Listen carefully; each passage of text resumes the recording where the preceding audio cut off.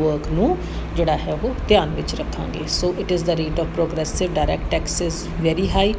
ਜੇ progressive direct tax ਦਾ rate ਬਹੁਤ ਜ਼ਿਆਦਾ ਹਾਈ ਹੋਊਗਾ ਤਾਂ ਰਿਚ ਪੀਪਲ ਦੇ ਵਿੱਚ ਕੰਮ ਕਰਨ ਦੀ ਸ਼ਕਤੀ ਹੈ ਜਿਹੜੀ ਉਹ ਨਹੀਂ ਵਧੂਗੀ। Due to high rate of indirect taxes poor ਅਤੇ ਮਿਡਲ ਕਲਾਸ ਲੋਕਾਂ ਨੂੰ ਜ਼ਿਆਦਾ ਕੰਮ ਕਰਨਾ ਪਊਗਾ ਤਾਂ ਕਿ ਉਹ ਆਪਣਾ ਉਹੀ ਰੀਅਲ ਇਨਕਮ ਦਾ ਲੈਵਲ ਹੈ ਉਸਨੂੰ ਮੇਨਟੇਨ ਕਰ ਸਕਣ। ਸੈਕਿੰਡ ਹੈ effect on will to save. ਜੇ ਲੋਕਾਂ ਦੀ ਐਬਿਲਿਟੀ ਟੂ ਸੇਵ ਹੈ ਜਿਹੜੀ ਉਹ ਐਬਿਲਿਟੀ ਟੂ ਸੇਵ ਐਗਜ਼ਿਸਟ ਕਰਦੀ ਹੈ ਤਾਂ ਟੈਕਸਿਸ ਨੇ ਜਿਹੜੇ ਉਹਨਾਂ ਦਾ ਵਿਲ ਟੂ ਸੇਵ ਦੇ ਉੱਤੇ ਇਫੈਕਟ ਪਊਗਾ। ਜੇ ਆਪਾਂ ਮੰਨ ਲਓ ਐਕਸਪੈਂਡੀਚਰ ਟੈਕਸ ਲਗਾ ਦਾਂਗੇ ਤਾਂ ਉਹਨਾਂ ਦੀ ਵਿਲ ਟੂ ਸੇਵ ਘੱਟ ਜੂਗੀ ਨਾ, ਕਿਉਂਕਿ ਉਹ ਚੀਜ਼ਾਂ ਮਹਿੰਗੀਆਂ ਹੋ ਜਾਣਗੀਆਂ। ਇਨਫੈਕਟ ਬਹੁਤ ਸਾਰੇ ਇੰਡਾਇਰੈਕਟ ਟੈਕਸ ਨੇ like sales tax, excise duty, entertainment tax etcetera, ਉਹ ਵਿਲ ਟੂ ਸੇਵ ਨੂੰ ਇਨਕਰੀਜ਼ ਕਰਦੇ ਨੇ। While several direct taxes such as high rate of income tax, wealth tax ਨੇ ਉਹ ਵਿਲ ਟੂ ਸੇਵ ਨੂੰ decrease ਕਰ ਦਿੰਦੇ ਨੇ। Some people save for their social importance, for meeting their expenditure in old age or for their children. ਹਰੇਕ ਦਾ ਆਪਣਾ ਆਪਣਾ ਇੱਕ ਮੋਟਿਵ ਹੁੰਦਾ ਹੈ। ਸੋ ਕੋਈ ਪਰਟੀਕੂਲਰ ਇਫੈਕਟ ਹੈ ਜਿਹੜਾ ਟੈਕਸਿਸ ਦਾ ਵਿਲ ਟੂ ਸੇਵ ਦੇ ਉੱਤੇ ਨਹੀਂ ਪੈਂਦਾ। ਲੋਕ ਹਰ ਇੱਕ ਸਿਚੁਏਸ਼ਨ ਦੇ ਵਿੱਚ ਸੇਵਿੰਗ ਕਰਨੀਆਂ ਚਾਹੁੰਦੇ ਨੇ। ਸੋ ਆਪਾਂ ਇੱਥੇ ਕੋਈ ਇੱਕ ਪਰਟੀਕੂਲਰ ਜਿਹੜਾ ਹੈ ਰਿਚ ਪੂਅਰ ਜਾਂ ਮਿਡਲ ਕਲਾਸ ਦੇ ਉੱਤੇ ਇਹਦਾ ਇਫੈਕਟ ਨਹੀਂ ਦੇਖ ਸਕਦੇ। Effect on will to invest. ਇੱਕ ਇੰਡੀਵਿਜੂਅਲ ਆਪਦੀਆਂ ਸੇਵਿੰਗ ਨੂੰ ਕਾਫੀ ਤਰੀਕੇ ਦੇ ਨਾਲ ਵਰਤ ਸਕਦਾ ਹੈ। ਉਹ ਹੋਲਡਿੰਗਸ ਵੀ ਕਰ ਸਕਦਾ ਹੈ, ਇਨਵੈਸਟ ਕਰ ਸਕਦਾ ਹੈ। ਜੇ ਇਨਵੈਸਟ ਕਰੂਗਾ ਇਨਕਮ ਆ ਜੂਗੀ।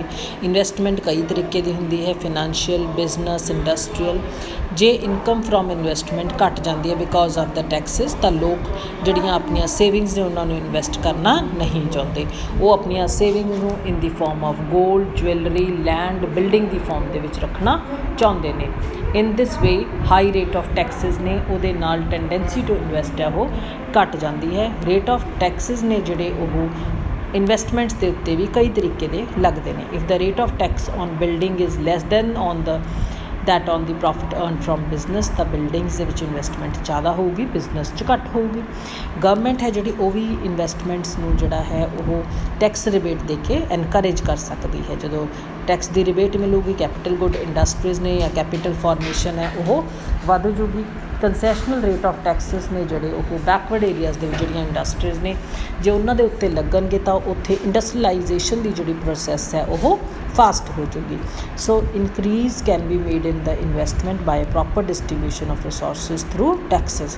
ਤਾਂ ਇਨਵੈਸਟਮੈਂਟ ਹੈ ਜਿਹੜੀ ਉਹਨੂੰ ਆਪਾਂ ਜੇ ਰਿਸੋਰਸਿਸ ਨੂੰ ਪ੍ਰੋਪਰਲੀ ਡਿਸਟਰੀਬਿਊਟ ਕਰ ਦਾਂਗੇ ਤਾਂ ਜਿਹੜਾ ਰਿਚ ਅਤੇ ਪੂਅਰ ਦਾ ਗੈਪ ਹੈ ਉਹ ਰਿਡਿਊਸ ਹੋ ਜੂਗਾ। Under developed country like India ਉੱਥੇ ਇੰਪਲੋਇਮੈਂਟ ਅਪੋਰਚੁਨਿਟੀਜ਼ ਨੇ ਜਿਹੜੀਆਂ ਉਹ ਐਨਹਾਂਸ ਹੋ ਜਾਣਗੀਆਂ। ਮੋਰ ਆਫ ਕੰਜ਼ਿਊਮਰ ਗੁੱਡਸ ਨੇ ਜਿਹੜੀਆਂ ਉਹ ਬਣਨਗੀਆਂ with the help of labour and labour intensive ਅਤੇ ਸਮੋਲ ਐਂਡ ਕਾਟੇਜ ਇੰਡਸਟਰੀ ਜਿਨ੍ਹਾਂ ਨੂੰ ਅਸੀਂ ਘਰੇਲੂ ਅਤੇ ਲਘੂ ਉਦਯੋਗ ਕਹਿੰਦੇ ਹਾਂ ਉਹ ਕੀ ਹੋਣਗੇ, ਪ੍ਰਮੋਟ ਹੋਣਗੇ।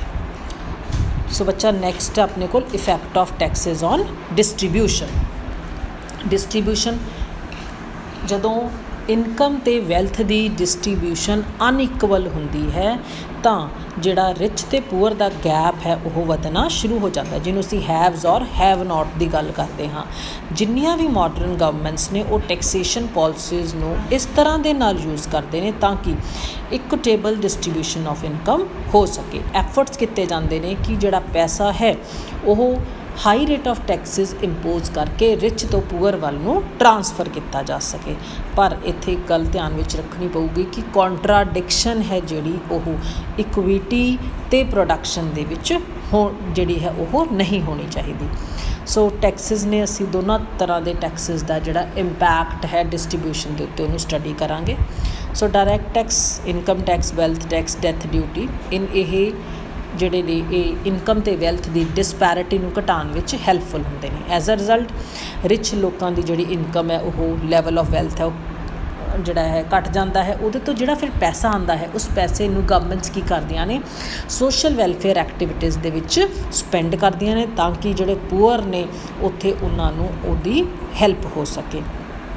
in the form of government schools ਖੋਲ੍ਹ ਕੇ, ਗਵਰਨਮੈਂਟ ਕਾਲਜਿਸ, ਉਹਨਾਂ ਨੂੰ ਪਾਰਕਸ ਫੈਸਿਲਿਟੀਜ਼ ਪ੍ਰੋਵਾਈਡ ਕਰਕੇ, ਉਹਨਾਂ ਨੂੰ ਸਬਸਿਡਾਈਜ਼ਡ ਰੇਟ ਦੇ ਉੱਤੇ ਚੀਜ਼ਾਂ ਪ੍ਰੋਵਾਈਡ ਕਰਕੇ। ਹੁਣ ਜੇ ਇੱਥੇ ਹੀ ਅਸੀਂ ਇਨਡਾਇਰੈਕਟ ਟੈਕਸਿਸ ਦੀ ਗੱਲ ਕਰਦੇ ਹਾਂ like sales tax, excise duty, custom duty, ਤਾਂ ਇਹ ਸਾਰੀਆਂ ਚੀਜ਼ਾਂ ਨੇ ਜਿਹੜੀਆਂ ਇਹ ਨਸੈਸਿਟੀਜ਼ 'ਤੇ ਨਹੀਂ ਲਗਜ਼ਰੀਅਸ ਕਮੋਡਿਟੀਜ਼ ਦੇ ਉੱਤੇ ਲੱਗਣੀਆਂ ਚਾਹੀਦੀਆਂ ਹੈ ਤਾਂ ਕਿ ਇਨਇਕੁਐਲਿਟੀ ਆਫ ਵੈਲਥ ਹੈ ਉਹ ਘੱਟ ਜੇ, ਬਰਡਨ ਹੈ ਜਿਹੜਾ ਉਹ ਨਸੈਸਿਟੀਜ਼ ਦੇ ਉੱਤੇ ਰਿਡਿਊਸ ਹੋ ਗਏ। ਹੁਣ ਦੇਖੋ ਲਗਜ਼ਰੀਜ਼ ਨੇ ਜਿਹੜੀਆਂ ਉਹਨਾਂ ਨੂੰ ਕੌਣ ਕੰਜ਼ਿਊਮ ਕਰੂਗਾ? Rich people. ਤਾਂ ਇਹਦੇ ਨਾਲ ਵੀ ਜਿਹੜੀ ਡਿਸਟਰੀਬਿਊਸ਼ਨ ਹੈ ਉਹ ਇਕੁਟੇਬਲ ਹੋ ਜੂਗੀ।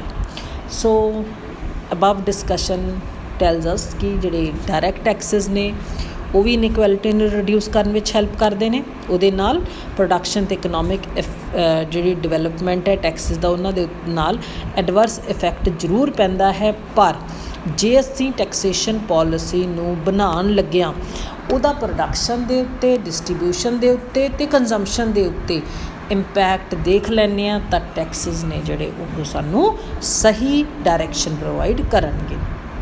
ਸੋ ਇਸ ਪ੍ਰੋਬਲਮ ਨੂੰ ਅਸੀਂ ਦੋ ਪਾਰਟਸ ਦੇ ਵਿੱਚ ਦੇਖ ਸਕਦੇ ਹਾਂ, short term and long term. Short term ਦੇ ਵਿੱਚ ਜਿਹੜੀ policy of distribution of income and wealth ਹੈ ਉਹ existing level of production in the country ਦੇ ਅਕੋਰਡਿੰਗਲੀ ਹੋਣੀ ਚਾਹੀਦੀ ਹੈ। ਇਨ ਦਾ ਲੌਂਗ ਟਰਮ ਜਿਹੜੀਆਂ ਨੇ ਸਾਨੂੰ ਪਾਲਿਸੀਜ਼ ਇਸ ਤਰ੍ਹਾਂ ਦੀਆਂ ਫਾਰਮੂਲੇਟ ਕਰਨੀਆਂ ਚਾਹੀਦੀਆਂ ਨੇ ਕਿ ਪਬਲਿਕ ਸੈਕਟਰ ਰੀਡਿਵੈਲਪ ਹੋਵੇ ਅਤੇ ਪਬਲਿਕ ਸੈਕਟਰ ਹੈ ਜਿਹੜਾ ਪ੍ਰਾਈਵੇਟ ਸੈਕਟਰ ਨੂੰ ਇਨਫ ਐਨਕਰੇਜਮੈਂਟ ਪ੍ਰੋਵਾਈਡ ਕਰ ਸਕੇ ਤਾਂ ਕਿ ਜਿਹੜੀ ਕੌਨਸਨਟ੍ਰੇਸ਼ਨ ਆਫ ਵੈਲਥ ਦਾ ਮਤਲਬ ਹੁੰਦਾ ਹੈ ਬੇਟਾ ਕੁਛ ਕੁ ਹੱਥਾਂ ਦੇ ਵਿੱਚ ਜਿਹੜਾ ਪੈਸਾ ਹੈ ਉਹ ਨਹੀਂ ਹੋਣਾ ਚਾਹੀਦਾ, ਉਹਦੀ ਸਰਕੂਲੇਸ਼ਨ ਪ੍ਰੋਪਰਲੀ ਹੋਣੀ ਚਾਹੀਦੀ ਹੈ। ਠੀਕ ਹੈ। ਸੋ ਬੇਟਾ ਟੈਕਸੇਬਲ ਕਪੈਸਿਟੀ ਦੇ ਵਿੱਚ ਆਪਣੇ ਕੋਲ ਦੋ ਟੌਪਿਕਸ ਆਉਂਦੇ ਨੇ, ਟੈਕਸੇਬਲ ਕਪੈਸਿਟੀ ਉਹਦਾ ਐਬਸੋਲਿਊਟ ਅਤੇ ਰਿਲੇਟਿਵ ਕੌਨਸੈਪਟ, ਅਤੇ ਇੱਕ ਆਉਂਦਾ ਇਫੈਕਟ ਆਫ ਟੈਕਸਿਸ। ਠੀਕ ਹੈ। Again I am reminding you this is your unit 2 question।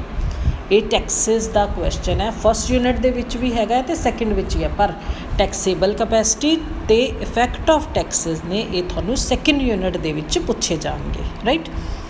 ਹੁਣ ਬੱਚੇ ਤੁਹਾਡੇ ਕੋਲ ਸ਼ਾਰਟ ਕੁਐਸਚਨਸ ਆ ਜਾਂਦੇ ਨੇ, what is a tax, elements of tax, purposes, ਹੈ ਨਾ।